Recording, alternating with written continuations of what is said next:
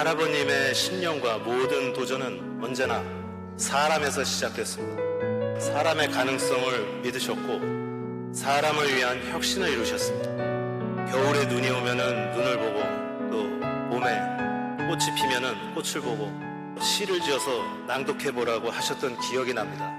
오늘의 이 아름다운 음악을 할아버님께 바칩니다. 예, 청운동 현대가 자택. 예, 정의선 회장이 저 집을 물려받았다고 하더라고요. 나연 기자. 네, 고 정주영 현대그룹 명예회장의 25주기를 맞아 범현대가 인사들이 20일 청운동 자택에 모였습니다. 이럴 때마다 사실 카메라들이 늘 비추잖아요. 저 화면에 보이는 분이? 네, 노현정 씨죠. 그러네요. 사실 노현정 씨 같은 경우에는 이제 결혼과 동시에 거의 활동을 중단했고 예. 안 보였는데 사실 이 현대가의 제사가 있을 네. 때만 얼굴을 볼 수 그렇죠. 있더라고요. 그리고 약간의 그때 저는 제일 눈에 띄었던 게 노현정 씨가 어떤 옷을 입고 어떤 가방을 했는지가 굉장히 또 화제이긴 했는데요. 예. 이날 정말 많은 분들이 모였습니다. 이날 오후 6시 2분쯤에 청운동 자택에 도착을 대부분 많이 했고요. 가장 먼저 도착하신 분은 정몽희 KCC 글라스 회장이었습니다. 예. 그리고 나서 이후 현정은 현대그룹 회장, 정기성 HD 현대 회장, 그리고 정몽윤 현대해상 예. 화재보험 등 회장들 정말 많은 분들이 모였습니다. 그렇군요. 자, 임지혜 변호사. 사실 저 청운동 자택하면 정주영 회장께서 아침 식사를 저 집에 다 불러서 며느리, 아들 다 불러서 아침 6시부터 밥을 먹고 출근하던 그 장소인 거잖아요. 맞습니다. 저 청운동 자택은요, 고 정주영 회장이 가족의 화합을 상징하는 그런 장소로서도 의미가 남다릅니다. 모든 식구들이 다 모여서 새벽에 아침밥 함께 먹고 이 현대까지 뛰어서 걸어갔다는 일화도 굉장히 잘 알려져 있는데요. 의미가 남다릅니다. 이전에는 청운동 자택에서 제사를 지내다가 2015년부터는 정몽구 현대차그룹 명예회장 자택인 이 한남동으로 옮겨갔다가 정의선 현대차 회장이 이 청운동 자택을 물려받은 이후 다시 2019년도부터 청운동 자택에서 이 제사가 진행이 되고 있고요. 범현대가의 어떤 화합을 상징하는 장소로서 그 의미가 지금 이어지고 있습니다. 예, 저렇게 많은 사람들이 이렇게 개다리 소반이라고 해야 되나요? 그 앉아서 먹는 식탁을 갖다 놓고 저렇게 아들 정몽구 회장의 모습도 보이는데 저렇게 대규모로 저렇게 앉아서 밥을 먹는 모습 굉장히 지금으로서는 낯설게 느껴집니다. 청운동 자택은 현대가의 단합과 기풍에 상징하는 장소였습니다. 그래서 이번 25주기를 맞아서 추모 음악회도 열렸고요. 그다음에 제사도 지냈고 일부 계열사 HD 현대 같은 경우에는 강원도식 감자밥을 임직원 특별 식단으로 제공했다는데 정신 변호사님, 이게 정주영 회장이 강원도 출신이죠. 네네. 감자밥이라는 게 어떻게 보면 굉장히 소박한 음식이잖아요. 강원도 하면 감자 아니겠습니까? 그래서 정주영 회장이 그 강원도 도민 회장도 오랫동안 하셨다고 그래요. 정주영 회장이 1915년생입니다. 그런데 2001년도에 돌아가셨으니까 지금이 25주기인데 네. 조금 전에 임주혜 변호사님 말씀하셨지만은 저희 같은 사람들한테는요. 현대그룹 하면은 지금은 현대자동차 사옥이 양재동에 그렇죠. 있고 그다음에 현대 지금 중공업도 저 판교 쪽에 있긴 하지만 저희 같은 사람들한테는 현대그룹의 본사라고 하면 개동사옥 생각할 수밖에 없거든요. 현대건설.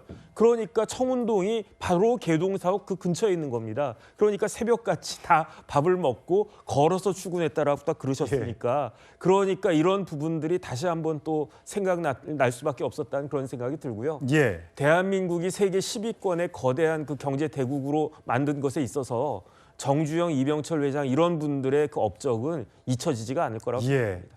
참 하면 된다, 못할 게 어디 있느냐. 불굴의 의지. 하면 정주영 명예회장이죠. 그의 목소리 한번 들어보시죠.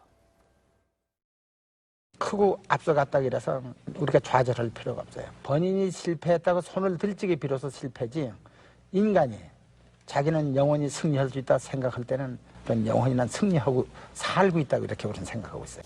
꿈은 크게 가지지만은 모든 그날그날의 생활은 우리가 등산하는 사람이 산의 절정을 치다보고 하면 숨도 더 차고 실족해서 다칠 염려가 있기 때문에 한 발자국 한 발자국 옮겨놓는 것을 착실히 하면 자기도 모르게 정상에 올라간다 이렇게 봅니다. 예, 이 화면 잘 보이실까 모르겠습니다만 40년 전 현대그룹 사장단 회의록이라고 합니다.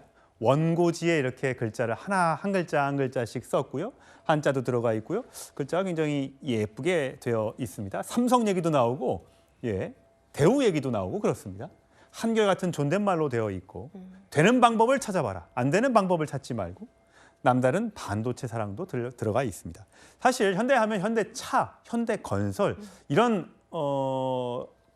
사업을 생각하는데 사실 지금 SK 하이닉스가 현대전자에서 출범한 거 아니겠습니까? 그렇습니다. 이 명예회장의 어떤 통찰력을 볼 수 있는 부분이요. 이 회의록만 보더라도 반도체에서 우리 먹거리를 찾아야 된다라는 강한 의지가 돋보였습니다. 이 회의 기록을 보면 단호한 어조로 우리가 새로운 부분도 발굴해 나가야 된다라는 그런 의지가 담겨 있었는데, 그러니까 반도체에 대해서 회의적인 시각을 보이는 다른 임직원에게 앞으로는 반도체가 세상을 좌우할 것이다라는 단호한 의지를 보여줬고요. 앞서 언급해 주신 것처럼 우리 지금 가장 성장세를 보이고 있는 이 SK 하이닉스의 전신이 바로 현대전자였습니다. 당시에 굉장히 오래 전임에도 불구하고 2026년도의 사회를 통찰하고 예측하고 있었던 것이 아닌가 생각이 듭니다. 예, 정혁진 변호사님. 사실 우리가 안 갖고 있는 거, 남들이 잘 되는 걸 보면 배 아프기도 하고, 야, 우리 왜 저렇게 못해? 라고 할 법도 한데 정주 회장은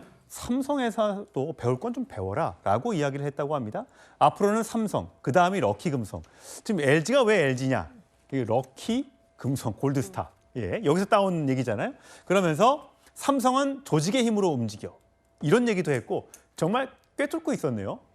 저도 뭐 삼성에서 근무해봤지만 시스템이 강한 회사가 삼성이고요. 그다음에 유연하게 어떤 일이 주어지면 개개인의 역량을 최대한 발휘시키는 그런 회사가 현대라고 제가 알고 있습니다. 우리나라 경제 발전에 단계가 있었어요. 처음에는 건설이 주도했고요. 그리고 난 다음에 자동차 조선이 주도했고 지금은 반도체가 주도하는 이러한 상황인데 어쨌든 우리나라의 경제 발전에 있어서 정주영 회장이 끼친 업적은 무지무지하게 크고요. 그다음에 그 열등감 그런 말씀하시지 않았습니까? 지금하고 다릅니다. 정주영 회장이 1915년생인데 태어났을 때 식민지였어요. 30살에 나이가 30살 때 해방이 됐는데 그러면 그 당시에 있었던 사람들은 일본이나 다른 선진국들에 비해서 열등감이 심할 수밖에 없었는데 그럼에도 불구하고 청년 정주영은 그런 열등감 다 떨쳐버리고 우리가 해낼 수 있다 그 의지 가지고 거의 멱살 잡듯이 우리나라 경제를 일으킨 사람 아닌가 저는 그렇게 평가하고 싶습니다. 예, 말씀하신 것처럼 자동차, 건설, 반도체, 또 지금 방산, 조선, 뭐 제약 여러 측면에서 우리가 앞서가고 있죠. 그 앞에서 봤던 이제는 BTS, 캐대언 같은 우리나라의 대한민국의 문화도 전 세계로 뻗어나가고 있습니다.